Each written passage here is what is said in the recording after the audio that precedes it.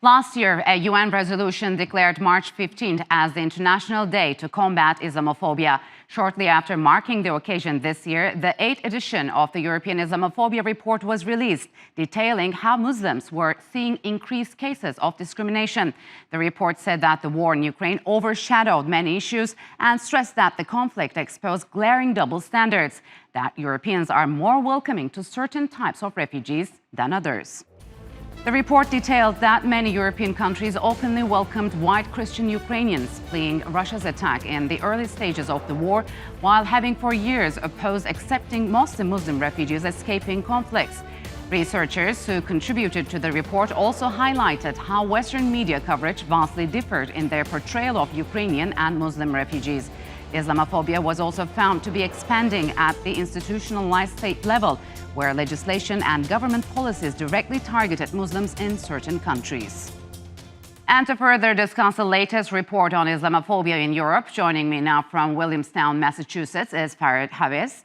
He is the co-author of the European Islamophobia Report, and Linda Yoki from Maglaj, Bosnia-Herzegovina. She's a researcher at Ibn Haldun University. A warm welcome to you both, and thanks for joining me on Straight Talk. So, Farid, you were directly involved in writing this report, which came out a few days after the world marked the International Day to Combat Islamophobia. Where do we stand now, and how is the fight against religious discrimination going?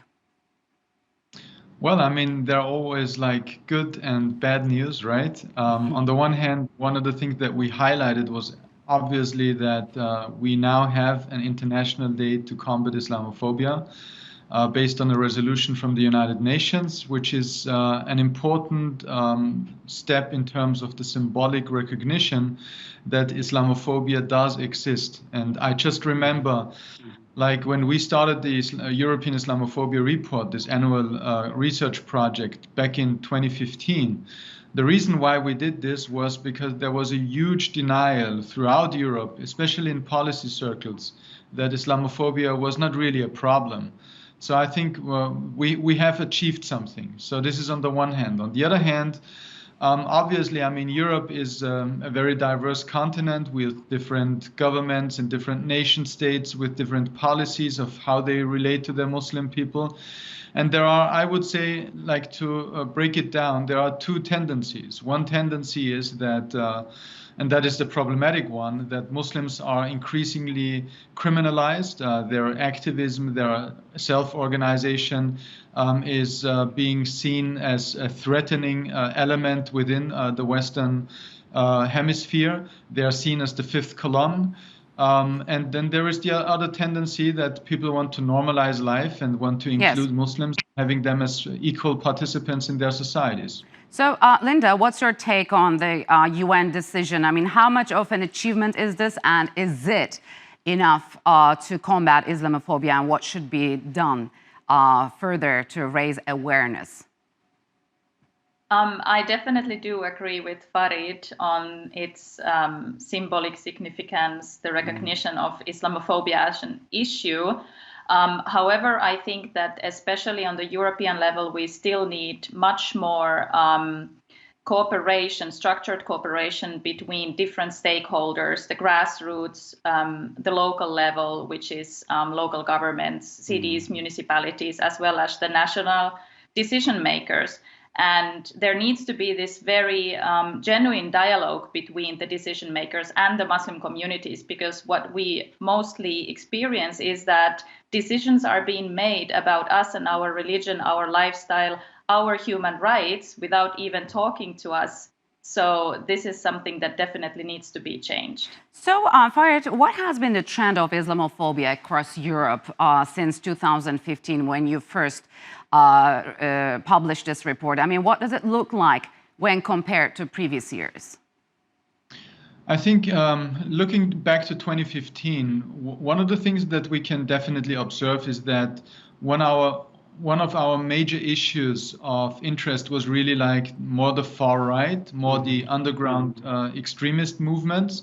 And one of the things that we are seeing now, especially with the strong move of France and Austria in regards to institutionalizing Islamophobia and really cracking down on a large scale on Muslim civil society, is that Islamophobia has become, for some countries, a pillar of the state's rationality. And this is very dangerous. I mean, I myself, I have been victim of these measures, and there have been attempts where, I would say in the French case, where we really see a country that wants to eradicate the Muslim presence from the public square. So I think some countries are really like going in a very dangerous direction, whereas others are maybe not really aware of what is going on in these days still. So, Linda, in which sectors are Muslims discriminated against the most, and how underreported are xenophobic attacks across Europe? So mostly we hear about the discrimination in the labor market, of course, because in several European countries there are over and over again cases where companies or even public employers, they might ban the hijab on the job in the workplace, basically. But then there is, of course, minaret bans, such as in Switzerland or in Belgium. And then sometimes we also talk about the issues regarding the halal slaughtering. However, I think that the underreporting of discrimination and hate crime is something that I have also been talking very intensively with many NGOs, especially in Germany.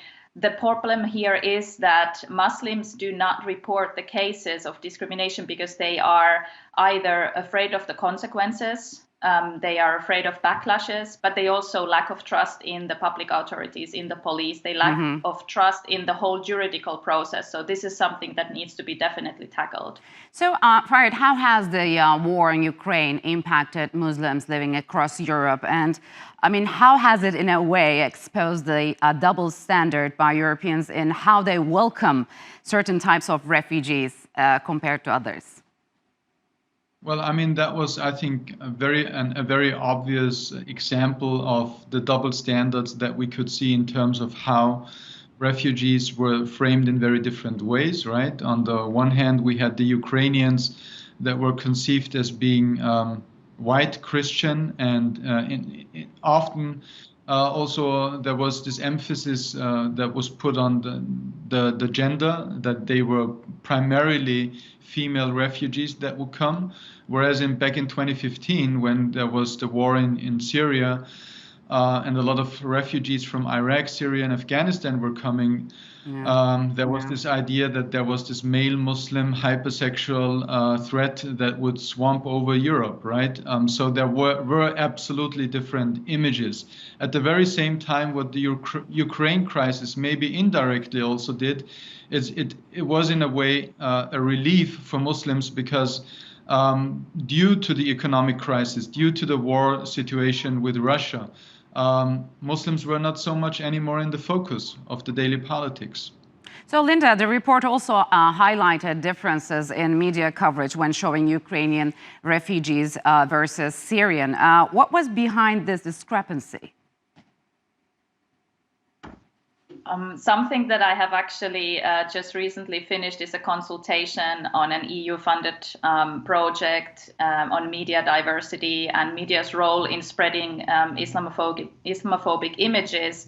And what I can tell you, Aisha, is that a very prominent, let's say, image that media creates of Muslim women is that they are oppressed, they are backward, they are always in the margins.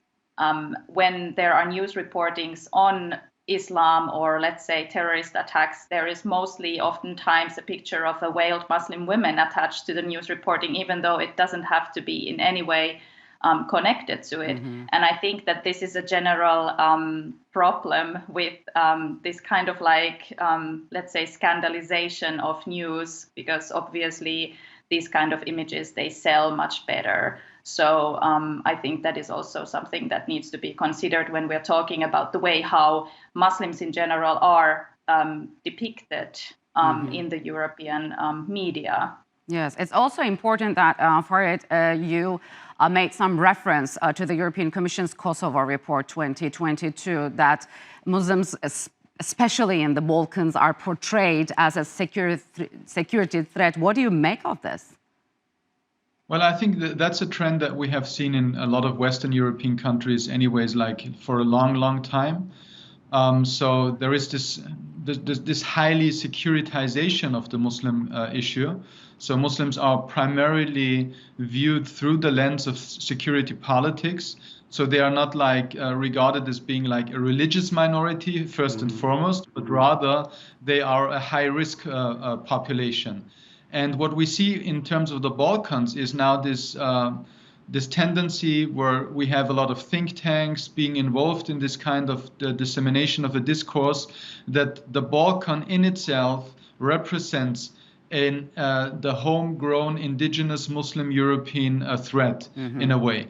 So all the discussions about the possible enlargement of the European Union, the inclusion of countries from within Europe with a high Muslim population is being problematized and looked through this lens of security, which is obviously in most of the cases completely overstated. So, Linda, you're joining us from Bosnia-Herzegovina. Do you feel that you're a security threat? Absolutely not. Maybe only if I'm too hungry now that I'm fasting in Ramadan, it might become dangerous to some people. All right, all right. Unfortunately, we'll have to leave it here. Thank you very much for joining me on Straight Talk.